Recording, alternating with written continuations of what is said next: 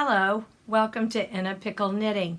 My name is Donna, and this is a podcast about knitting and today some crocheting.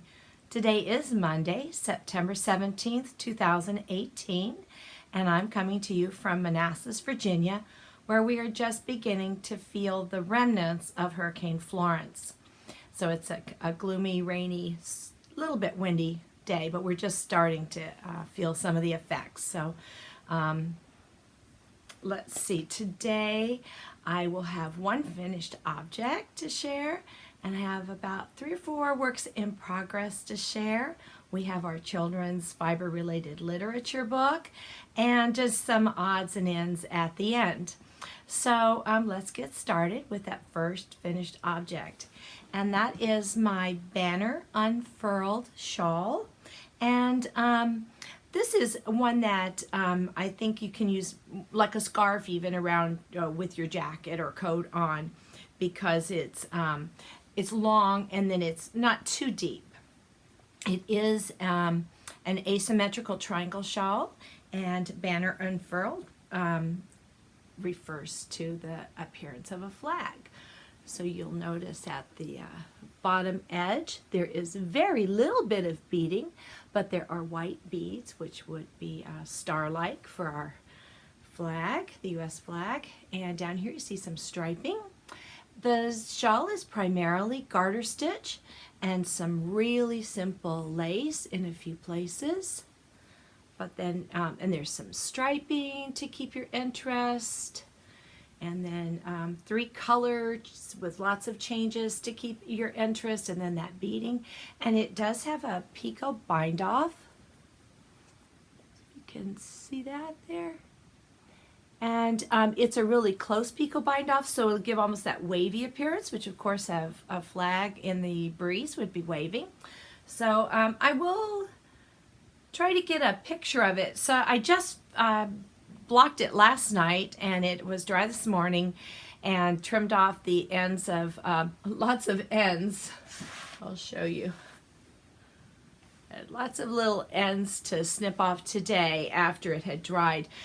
That is because I did not follow the directions exactly, in that there were times it was suggested to carry the yarn up the side, and personally with my knitting I've had trouble when I've done that with the edge being too tight. So I just chose, unless it was just 2 rows or 1 row between colors, I would carry it up, but otherwise I just decided to cut it and weave it in later. And I really didn't mind the extra weaving in place of not having it be too tight in those spots, because I have several times had that problem, despite what I've followed lots of different directions. It just seems to me easier to weave them in, and I don't love weaving in, but I don't mind it either. So you see at the end here it comes to a nice little curl, which I liked. I could have straightened that out, but I actually liked it. So there's my banner unfurled, and I hope I will have put a picture up here for you to see it all stretched out. And with this shawl, I used knit 1, crochet 2, T-O-O, so knit 1, crochet 2, in the Sebago base, and it was a DK weight yarn, maybe it's Sport, I don't remember, DK or Sport. I did it in red, white, and blue, and I have an extra skein of each of the colors left over. The suggested yardage was 175 yards per color, and this yarn, I'm probably not going to be able to read it, but it was less than that. It was like close to 150. So I did buy an extra skein because I needed to, but in reality I actually had left over. So and if I had run short, I had a lot more of the red left over, I could have bound off in the red if I'd run out of the blue. So 1 would have been fine in this yarn. So I'm thinking about doing a giveaway of these 3 skeins. The beads, this is 5 times as many beads as you would need for it's very little beading with a crochet hook at the end, and you could omit that if you don't like to bead, but it's such a little bit of beading. you know, it's really not hard. So I think I'm going to be doing a giveaway for that, or what I mean is our Shawl Along, that's going to be the prize as our, the next time I draw a prize for the Shawl Along that we keep going over in the Ravelry group. And if you haven't been to the Ravelry group, you can search In a Pickle. You can just search Pickle in the groups tab, and you'll find inapickleknitting, but you can search inapickleknitting over on Ravelry, and we do have a group. And there's a place where there's a thread, so you could introduce yourself if you'd like to. Lots of people do, and it's so nice to learn about who is there. But if you aren't comfortable with that, don't feel there's any pressure at all to do that. But I think over there we do have our running all the time shawl knitting. So anyone who knits shawls can enter your shawls there, and I'm pulling a prize every few months. So that will be the next prize, and I will also include a download for Katrina's pattern. It's Katrina's Creations banner Unfurled, and I'll put that information here. And also down below in the that little pull down thing underneath the video in YouTube, there will be a link to that pattern if you're interested. So that's my only finished object, and I just finished it last night. But I do have some works in progress, and I'll share the first one with you now.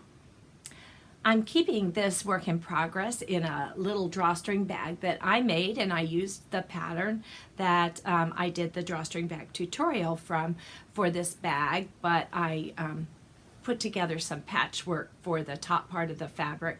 And on this one, I did make one of these as a giveaway, but on this one, I did do some free motion quilting, and that is a skill that I am in the beginning stages of, but feeling more confident with this one little design that I can do.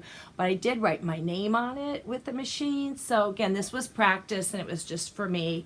And the pocket inside is also a little patchwork pocket. So that this bag matched my yarn with the blue and the yellow. And this is my Biscotte Yarns. It's called Blue Pansy. And here is the tag. We can get this light off of that. There we go. So Biscotte Yarns, and I will put a link to that. And this is the Blue Pansy colorway. And I am doing these one at a time. I had said I planned to use the Addy Flexi Flips, but I did the rib and a few rows with it, and I was just so slow that I didn't want to be going that slowly. So I'm knitting a long tube. I'll put in the toe and then an afterthought heel as soon as I get them to the right length. But I'm using size 1 DPNs, and these are zings, and it's the first time I'm using the zings. And I had tried them at SSK in a different size and you know, different weight of yarn. And I thought the points were really nice, but I do notice the points are a little, they're more dull than the Chaigu that I usually use for DPNs, but they're okay for stockinette. They're fine. And so that's all I've gotten done on that one. I did have some airport knitting with these, and at that point I had them on my wooden DPNs. I know they'll let you through with knitting needles, but I just really don't ever want to be the one who gets someone who says, no, you have to take that weapon out of your knitting and have to rip it out and not be able to knit then. So I had them on wooden DPNs for a while and then switched to this. So not even done with the first sock, but hopefully done by the end of the month on these socks.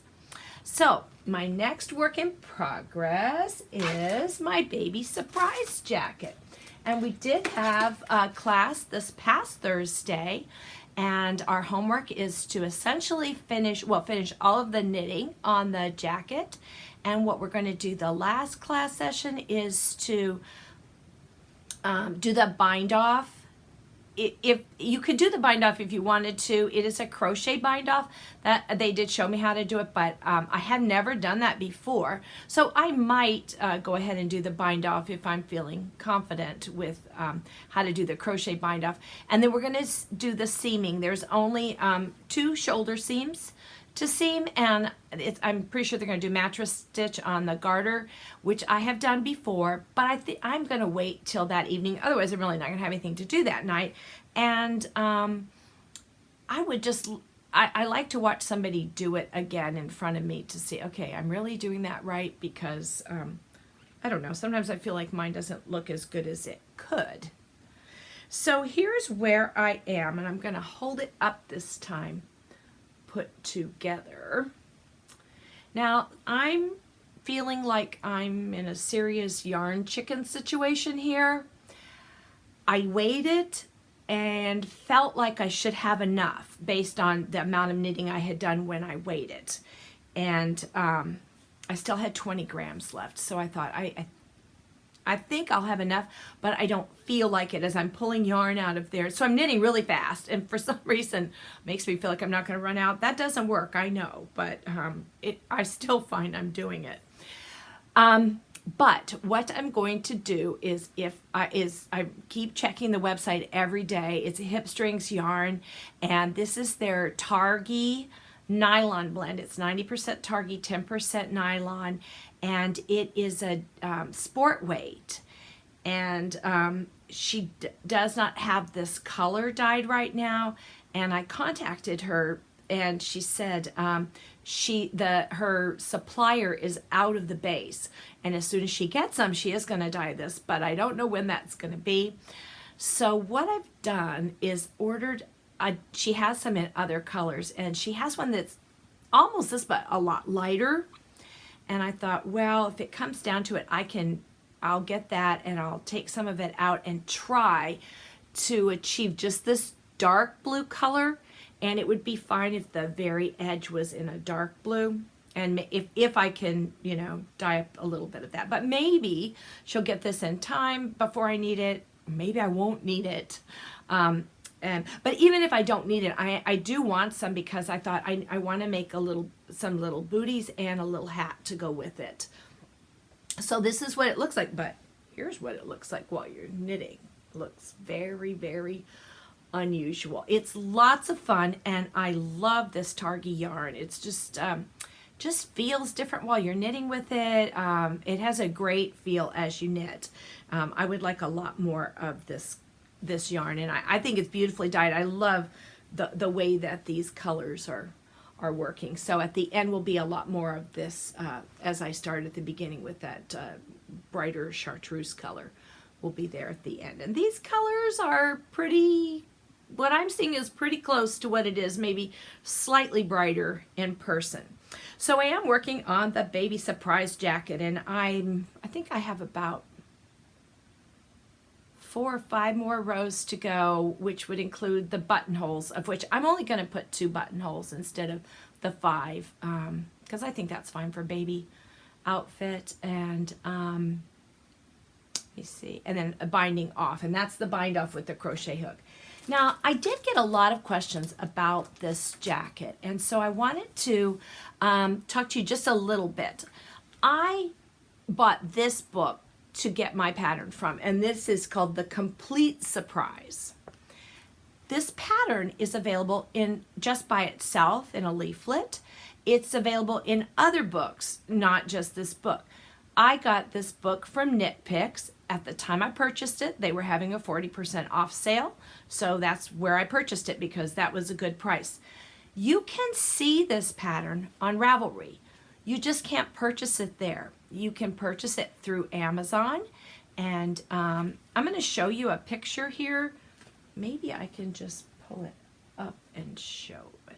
Well, let me show a picture here of the page. If you type in on the pattern search, Baby Surprise Jacket, you will come up with a page that shows you lots of them, and you'll see different books are listed. So if you click on, I just clicked on the first one, then it comes up with the pattern page, and it gives you information there, lots of information about the pattern, and then it gives you a link to Schoolhouse Press, which is where you can purchase all sorts of things. There's even a calculator that if you have the pattern and you have your measurements and your gauge, you can plug all of that in and it will give you the stitch counts that you need to do it for, you know, any size and at your gauge. That's available there for purchase at their site, but also all of the patterns, as I said. So when one question I know was, did my pattern have adult size? Well, the pattern itself, you might in one of the books find an adult size. I don't know. But if you go and read about each book, it will tell you. The description on Amazon would tell you, the Schoolhouse Press if you go to their site. So they're the place, you know, check through Ravelry and you can link yourself there. I'll put links below to Schoolhouse Press and to the Ravelry pattern page. That is where to really get your questions answered, because you know, I just bought, I was doing the class and they said to buy the pattern any way you wanted to buy it, and the book was on sale, so I bought it that way. And I really haven't gone through the book at all, just needed the pattern. So it's been a fun knit, and I've just always wanted to knit this because I've heard so many things about the jacket. It's been made so many times, which you'll see on Ravelry. It's been made more than the times you'll see on Ravelry, but it's been made so many times in project pages created on Ravelry. There's a Facebook page where there are people who knit this. They give each other support, answer questions and such. So it's a very, very popular pattern. So that's a work in progress that I have. Now, let me pull up the next thing.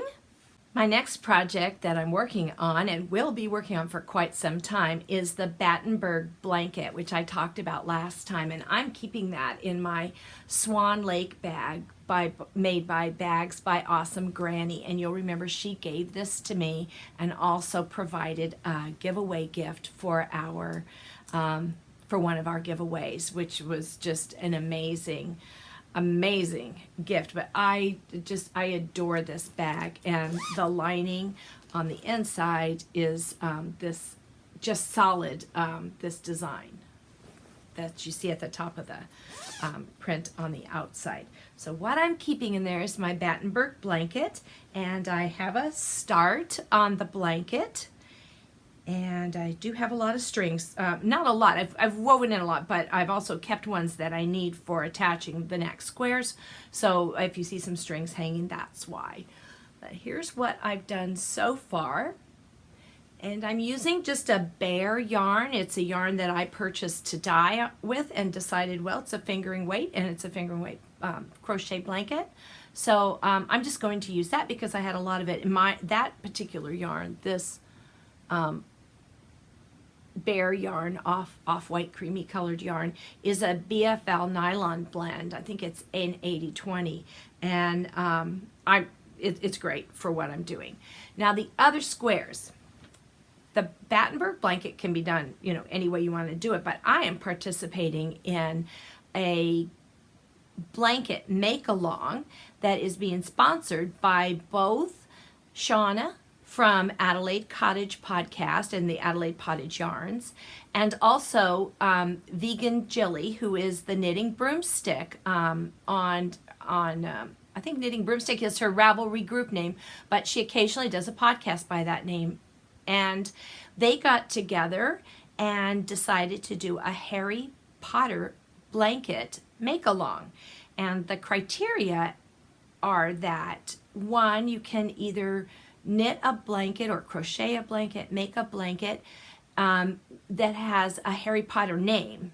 That's the name of the blanket. So the pattern would have a Harry Potter theme related name. Or you can use Harry Potter themed yarns, or they don't have to have those names. You could choose the house colors and do your blanket and using the variety of the different house colors from Harry Potter.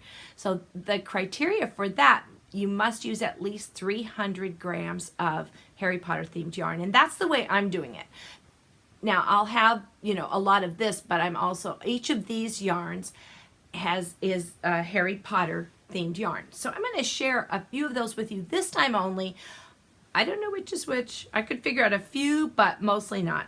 So I'll share what I'm doing. This first skein is by a Homespun House, and I have to look to tell you the name. This one is Make-A-Wish Harry.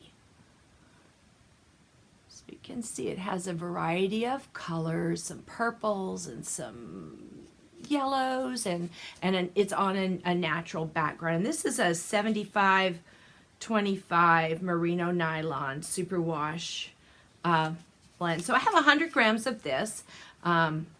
So I definitely could, that's a good start. The next one I have is also from a Homespun House, and that is this color. And this one is called Weasley is Our King. And I have put 1 square of each of the colors that I'm showing you. So what my blanket should be is probably just this times 12. I think I need 12 total to make it about the size that I want it, and that will definitely use enough of the hair, at least over, it'll be over 300 grams when finished of the Harry Potter colors. And then I will hold this up. I bought 2 different sets of Harry Potter mini skeins. The 8 over here are from TeenyButton Studios, and those were 10-gram skeins. So I have 80 grams there of that yarn. And then these 10 are from 6, I don't want to say it wrong. Sorry for that noise. 6 and 7 fiber. And these are 20-gram mini skeins. So this is 200 grams. So I have 280 here and 200 in those skeins over there. And I have 2 other skeins, but I felt like, well, I love the colors of them. They were just brighter than all of these, and I still have a variety of brightness, but mostly they just seem to blend together better. Although one of them that I knit the square and then, crocheted the square and then laid it down with them, that was my favorite square. So I'm thinking of doing one maybe just with that particular color and a neutral. We'll see, because it was my favorite. So what you do is you just crochet up these little squares. And for the cream color ones, these I can't think of the word, the neutral color, I just got a little Ziploc bag in my purse with the skein of the yarn and a crochet hook. And I know most of you will probably be able to say, oh my gosh, she's so slow. But in 10 to 15 minutes, I can make one. Sometimes it takes me 15 because I make mistakes. But I'm having fun making them. I spent last weekend, 3 days of last weekend, because was that the 3-day weekend? No, it wasn't. For whatever reason, maybe I'm thinking Friday night, Saturday, and Sunday, I did all of this and put them together. The putting together takes a while, and then weaving in most of the ends. But I leave these because then that helps you attach the next squares. So I'm leaving long ones on here. Now I notice on mine, they're rounded looking. When they're together here, they take on a square dimension. So I did some playing around, and this one is less rounded. Sorry for all that glare. Less rounded on the edges because I did something different. This is all, I don't know if this is US terms or UK terms, but it's double crochet. I don't know whose terms those are. But then in the corner, these 2 right by where you're you're chaining to make the little hole, the one on either side, I did a treble crochet there. And that gives it a more square dimension. So I think for the rest, I'll do like this. Although, you know, it is okay when they're on the inside, but I don't like it like that on the outside. And eventually that will be the outside of the blanket, and I won't like that. So I really enjoy making these. It's a little bit addictive. Like just one more, just one more, just one more. And so that is my Harry Potter Battenberg Blanket. And the Battenberg pattern that I followed a tutorial. It's not a video tutorial, it's a photographic tutorial, and it's Sandra of Cherry Heart. She has a podcast, and then she has a blog, and on the blog you can find her tutorial for how to make it's what's different about it, because I've made, excuse me, I dropped something. I've made what I probably is the most commonly seen granny square, but this is a solid granny square. So I needed to get some direction on that, but very, very easy, and I'm enjoying that quite a bit. So what else am I working on here? Well, actually, it looks like that's all I'm working on. I do want to say now, before I forget, my shawl over here is the Sophie shawl that I showed on the last podcast as a finished object. And I usually forget to mention what that is. I'll have it linked below about the pattern, but I do want to answer some questions because I did get comments about that pattern as well from Ravelry. And I did purchase it on Ravelry. So again, here is, you would want to go to the pattern page on Ravelry and type in Sofie.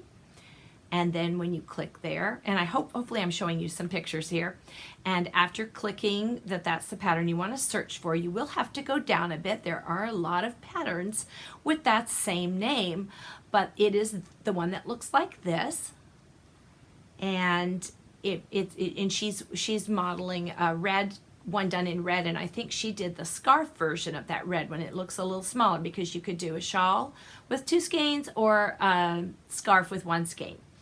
And if you then go to that page, there's a place to purchase it. Once you purchase it, it'll go into your library, and here's a picture of it in the library. And when you want to open it, you need to download one of the 2 versions. One is in Spanish, the other is in English. So I did have somebody say it was only available in Spanish, but on Ravelry it is available in English and Spanish. You get both versions when you purchase it. So that is how to get the Sophie shawl. And this was done in Shalu Yarns, and the color is crayfish, and it is a DK weight. So that is my shawl back there. I think it's time for us to do our fiber-related children's literature book. The book that I picked today is available, but through the secondary market. I checked Amazon, and I saw there were, when it came up, it said available from these sellers. So there are, you can get different, they're just not going to be brand new. And I did not see that it was available any other way, but of course you could Google search it in other ways, but I will put a link to the Amazon page. This book is called Mr. Nick's Knitting, and it is written by Margaret Wild and illustrated by D. Huxley. And this is, let me show you that illustration. Isn't that sweet? So, Mr. Nick travels every day by the train to get to work, and a lady, Mrs. Jolly, travels along with him each day, and they sit together and they knit all the way of their 45-minute train ride to work. And the passengers enjoy seeing what they're knitting and listening to their needles clickety-clacking, and they help one another. One of them untangles yarn, and the other one picks up drop stitches. And Mr. Nick does a lot of knitting. He has a lot of nieces and nephews, and he's always knitting them sweaters and whatnot. Well, one day he gets on the train, and Mrs. Jolly's not there. And someone tells him that you need to go to the hospital. She's in the hospital. And he does visit the hospital, where he finds, get to that page.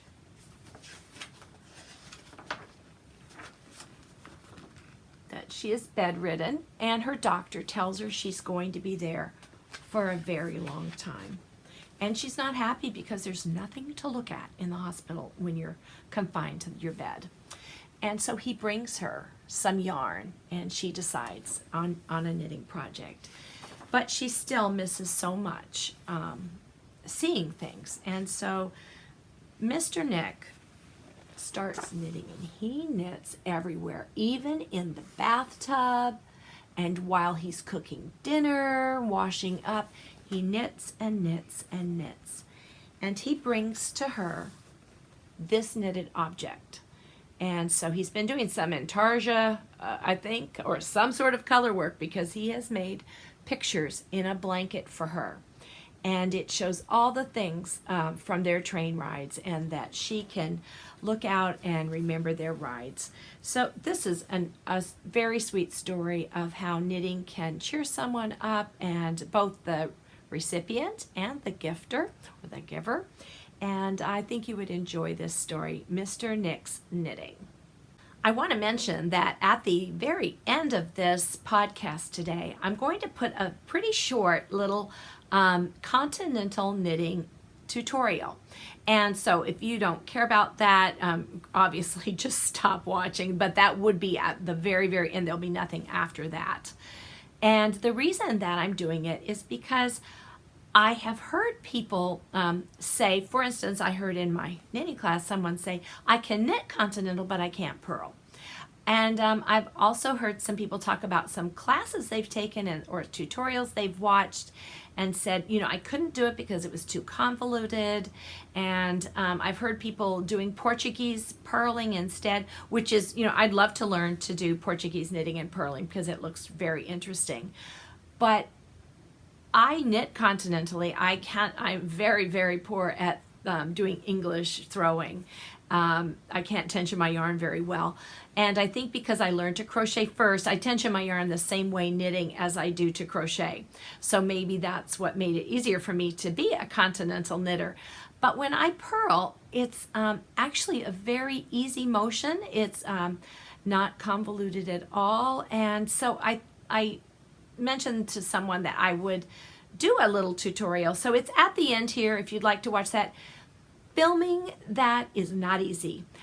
What you will be seeing is take 18. It's hard to get your camera in the right place. Yeah, it just takes a lot of, and I still have to see what I'm doing. So, you know, sometimes the best shot is the camera's in your way, but I can't do it looking at what's on the camera. I have to look at my hands. I don't know why. But so I had a difficult time getting anything. I think you can see it fairly well. Not great. But if you're interested, give that a try. And if you just really cannot tell what I'm doing, please leave me a comment, and I will try to do it again and get it better. But, you know, I don't want to become a production company. That's not what I'm after. So don't really want to invest a lot of money to try and get that shot, but I would like to be able to show it because I find it pretty easy, and it shouldn't require as much hand motion as some of the ones I've watched have. That's a way to do it, and if it works for you, that's terrific, but there's an easier way that might work too for you. So that's at the very, very, very, very end. And then I wanted to tell you about something that's coming up in my area. So if you're anywhere close by, it might be something you'd enjoy going to. And that is the Shenandoah Valley Fiber Festival.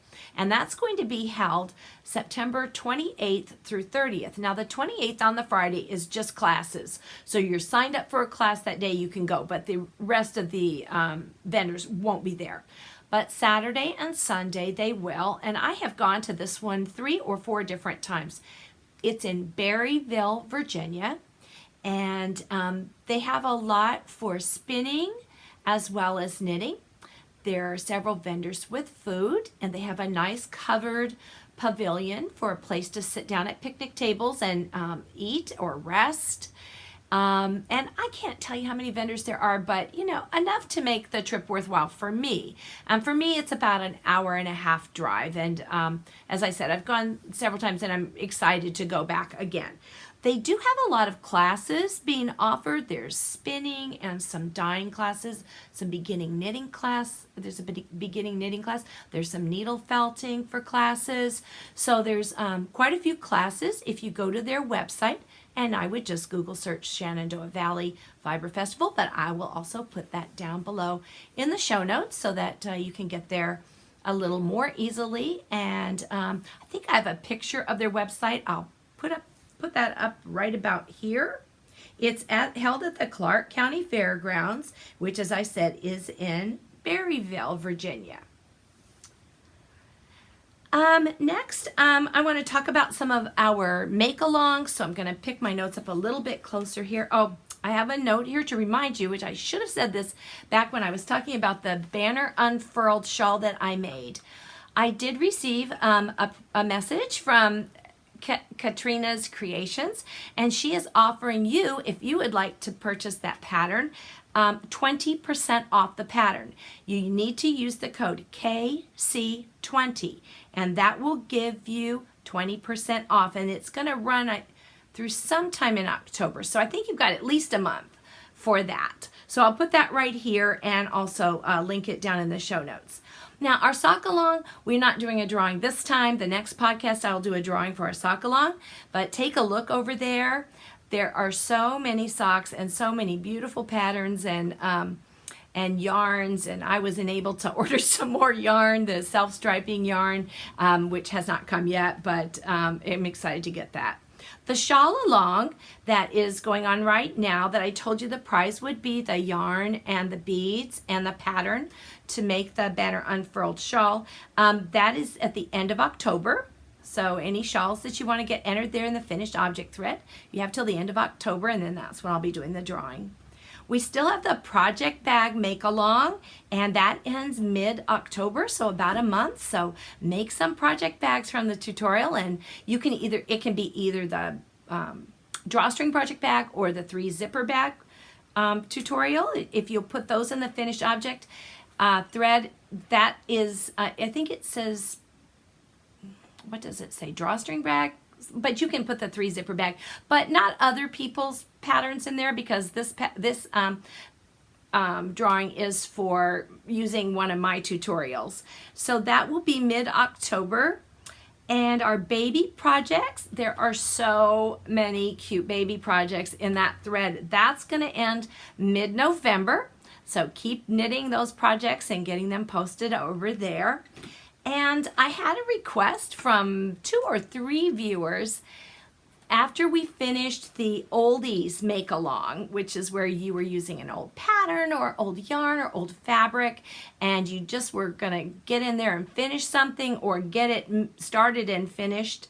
And I was requested to let's keep it going because it was motivating. And of course we want to motivate everybody. I love to be motivated to make something, finish something. So I'm going to do another one, and I will start that thread by the time you see this. It should be there. So if you would like to finish something up that you've had sitting around for a while, drag it out and finish it and put it over there. And that will be in the oldies. So the last thing I want to talk about with regarding giveaways, I don't have a drawing this time, nothing to mail off to anybody right now, but I took a peek on YouTube the other day and saw, to my surprise, that our subscribers have reached over 5,000, which is, I have no superlatives for it. It is just astounding. There, I gave you one, but it's more than astounding and surprising and joyful, and I'm so thrilled. And so I want to do a giveaway for that. Now, the project bag make along, the prize is a bag that's very similar to this. I made 2 of these bags and used them in the tutorial. This one is going to be the giveaway for 5,000 subscribers. So it has a detachable handle. It has a little metal tag. If you can't read it, it says enjoy the journey. It is a drawstring bag with a little patch pocket inside. It'll stand up by itself. And this was done with fabric that I made with fabric that I purchased from Little Skein in the Big Wool. And I really like the colors. It's a taupe and this turquoisey color. And there may be a few little surprises in there as well. So if you would like to win this will be the 5,000 subscriber giveaway bag. We're going to use the YouTube comments this time because, of course, YouTube is where the subscribers are to the podcast, and so that's easily accessible to somebody watching it. And so if you will go down into the comments, and it's just gone out of my head what the prompt was. I thought about it, and tell me something, because we did this before about the spring season. we're heading into fall very shortly. The technical date of fall is arriving in a few days. So tell me something that you look forward to seeing every year in fall. And that will be your entry to the giveaway. And my next podcast, I will use the YouTube comment picker and choose a person and announce it on the next podcast. So that is coming up for the next podcast. For giveaways, let me take a quick peek at my notes. Okay, two more little things. The first is, whoopsie, what am I grateful for? And I have forgotten to pull this box out the last two times, but today I'm going to say that I'm grateful to those first responders who go in and rescue people from the devastation of hurricanes and tornadoes and flooding. And we have a lot of that going on right now with Florence hitting in our Carolinas and spreading out far and wide. It's a very wide storm, but these people put their lives on the line. And they sometimes put their lives on the line for people who were told to evacuate. There was mandatory evacuation and they didn't leave, and still these people go in and rescue them. So I'm very grateful that there are brave people who put their lives on the line every day to help others. So that is my gratitude for today, and probably in the coming days as well. I was gone over the Labor Day weekend. I flew to Destin, Florida to visit my very, very dear friend Karen, and we had a lovely visit. Karen and I taught third grade together, but we were friends even before that for many years, and she retired just last year. Last year she was fully retired, and then this is her second year of retirement. And she moved to Florida to help her mother and her uncle, she needed to retire early so that she could go down and help them. So she moved down there, and we do still get to see her because, as you know, when I am with my retirement, I work 20 days a year. Well, my friend Karen does the same, but she comes up and works a week at a time, and she has to come 4 times. So 4 times during the year I do get to see her, but I wanted to visit her at her home because when I see her here, there are so many people who want to see her that her time is limited. And she comes and visits when my grandson is here, and he loves Karen dearly. And so a lot of our visit is taken up with him visiting. So we got to spend quite a bit of time together just visiting with the two of us. And I got to see her beautiful home, and she's 2 blocks from the beach, and we visited the beach. The weather wasn't terrific then, but it wasn't bad. They were about to be visited by the remnants of Gilbert while I was there. I got out just in time. But while there, I did something, and I was up a little early and just kind of think, I wonder if they have any yarn shops in Destin. You wouldn't think so because, you know, it's so warm down there all the time. But I searched, and about 3 miles away from her house, she knew exactly where it was, but didn't realize. She knew where something was right beside it, but she didn't even realize it was a yarn shop. She'd never set foot in a yarn shop before, so I gave her an adventure there in her own city. But I visited Destin Yarn Shop, and I met the lovely owner, Carol Williams. I'm going to put a picture here of her, and she is holding some yarn that she dyed that I purchased. I love to have a little souvenir, and I want to show it to you because both of them are beautiful. This first one, you can see here, here's her label, DYS Homespun Yarns, and it is a gradient. Let's see there, get a little of the sunlight off of it. That'll give you a good idea. And this is called Destin Tide. It is 100% cotton, and this is 500 yards. And she showed me a pattern that she had knit with it, a shawl. And so I'm getting the pattern, and I will show that pattern to you when I start to knit it up.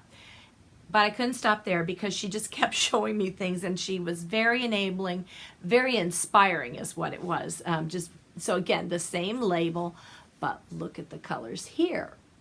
Got the deepest purple there. That gives you a good idea. Deepest purples in here, but it then gradiates to the blues, and then this lovely greenish color on the outside. And this is called Loden Lake, and it's 625 yards.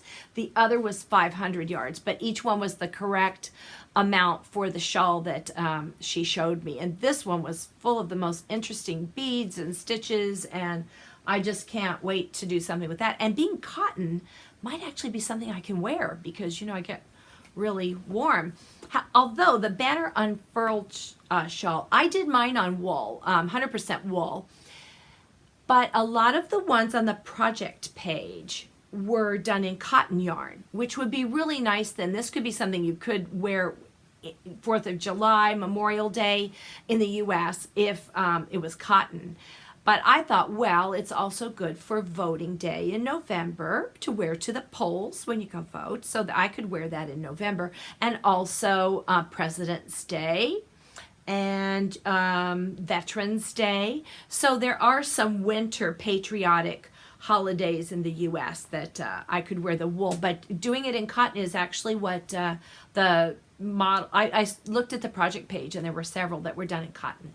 So that, or linen, if you can get those, some colors that you like. There are also a few that are done not in red, white, and blue colors. It was beautiful done in other colors. It's just works very nicely with red, white, and blue as well. So I do believe that's about all that I have for today.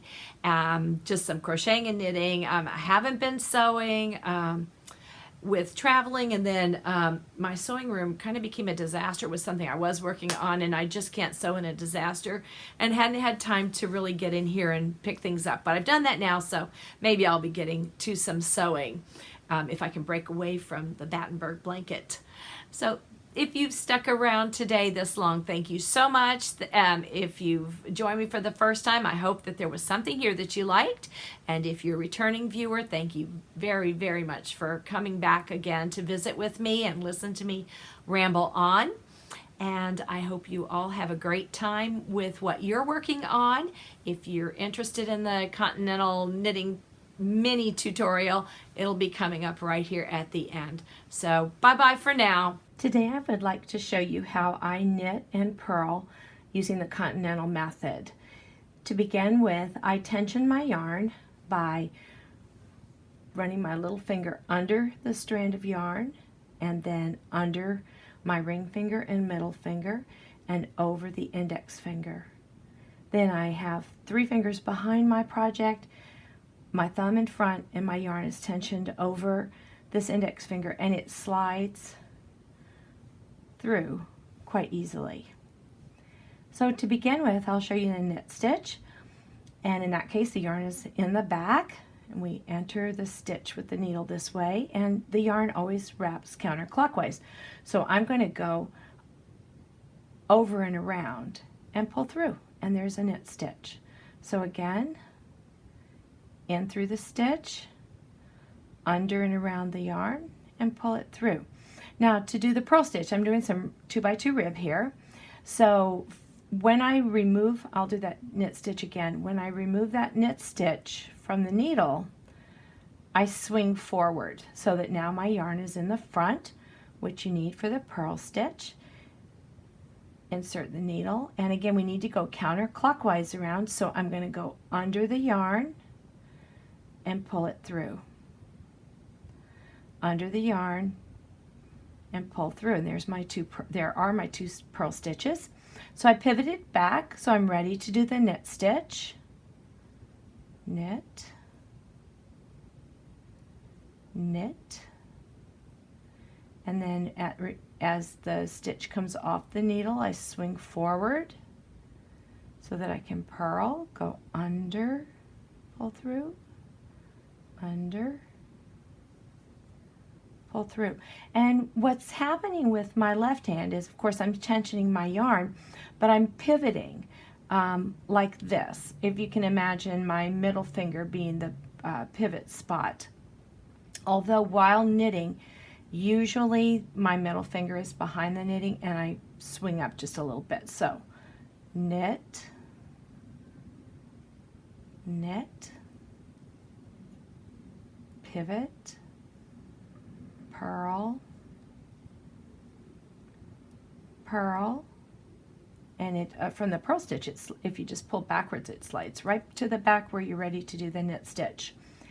Occasionally, you will find if you're maybe knitting a tight spot, sometimes the beginning of a round or right off the cast on edge, you might need to give the purl stitch a little assistance, and there's two ways to do that. One, you can pull that middle finger forward and just kind of push it down. That helps get it under.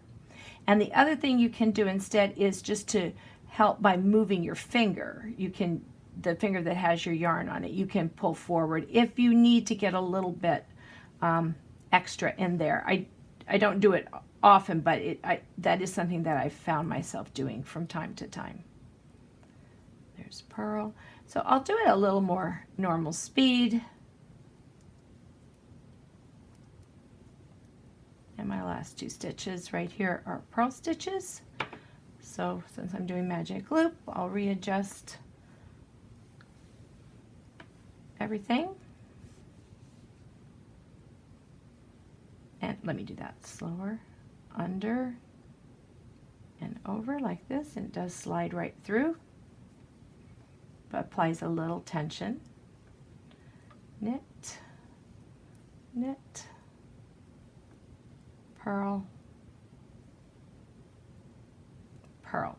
And I do a fair amount of knitting, and I have yet to have a stress-related injury to knitting, and I do understand that continental knitting might be helpful with that. It's also helpful, I think, to know more than one way so that you could alternate. I need to really work on the English method because I struggle tensioning my yarn with that. So, purling and knitting using continental style. I hope that helped. I hope you could see it clearly enough, and let me know if you have any questions. Thanks so much for watching. Bye-bye.